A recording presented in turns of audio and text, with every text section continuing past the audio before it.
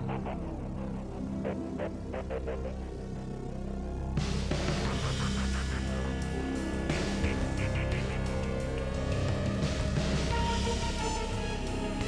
2.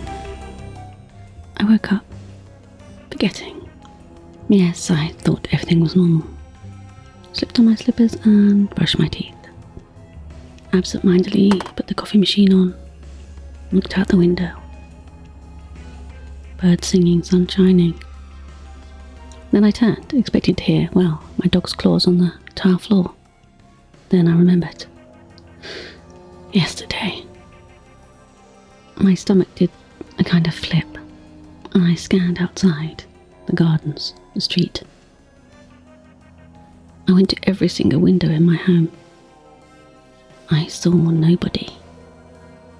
I hoped against hope that yesterday was, I don't know, an aberration. A glitch in the matrix even. And before you ask, of course I checked the internet. And all the socials. No one had posted anything since yesterday, early morning. Of course I shot off messages to everybody I know, just in case. Okay, let's think about this. I drank my coffee and my brain could not come to any conclusion. So I readied myself as if for battle. Sturdy boots, jeans, black tea and a body warmer.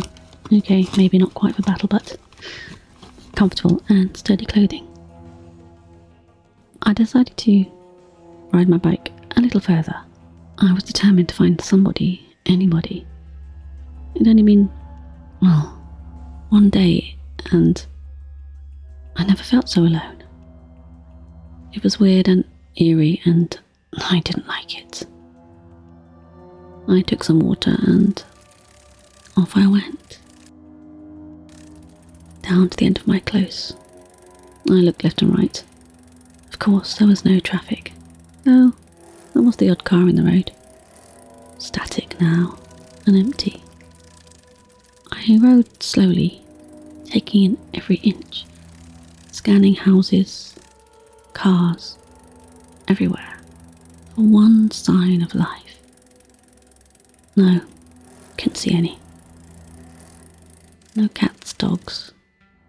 Yes, birds. Thank God for the birds. Every house I passed, dark windows, eerie. I felt like there were people behind those windows staring at me. I knew there weren't. Now and again I caught my reflection as I rode past. Strange sight, all alone, on this quiet day. I was about to turn left at the next junction when I saw a front door open. Someone's home. I couldn't help myself.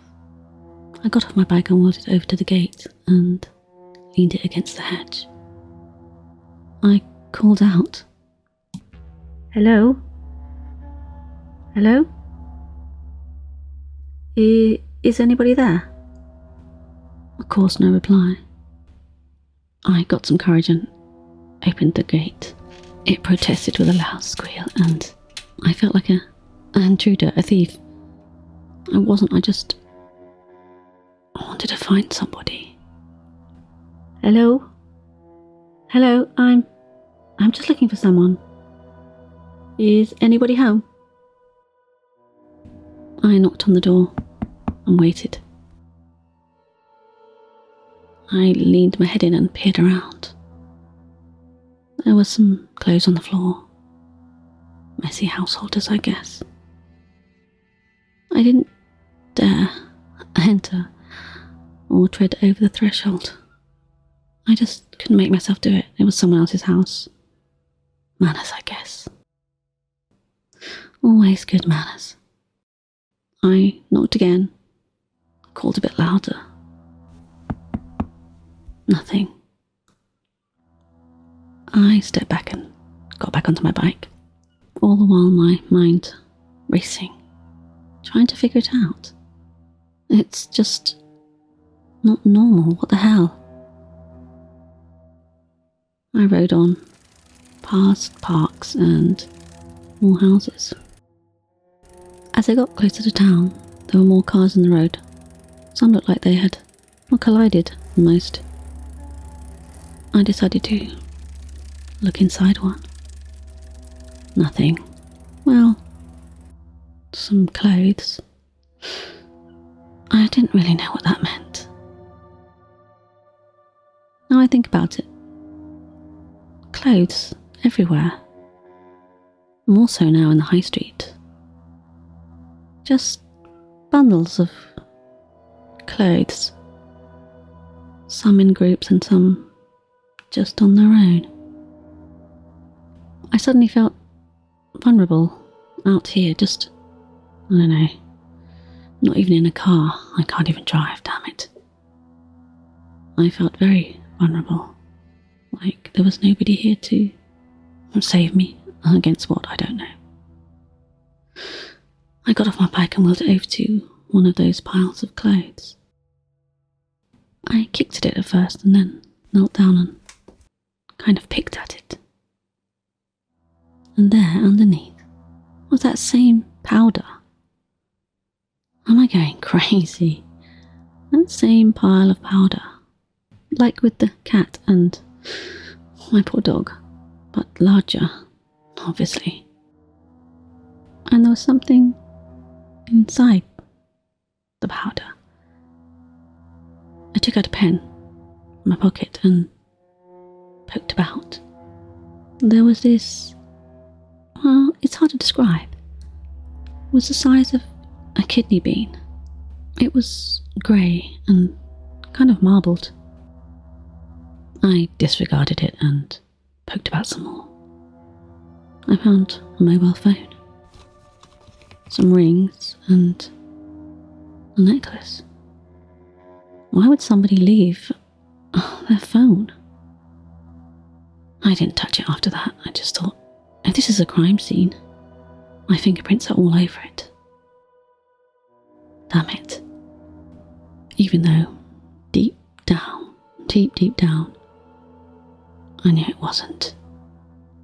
But, like the good citizen I am, I went to the phone box and called 999. Not so much for the pile of clothes and what was in it, but for myself. I needed help. I needed out of here. I needed something. Someone. It just rang. And rang and rang. I hung on to that receiver. What seemed like hours. It wasn't, of course. I knew as soon as I put it down I was giving up to the fact that, yes, I really was alone. And that nobody was coming to rescue me.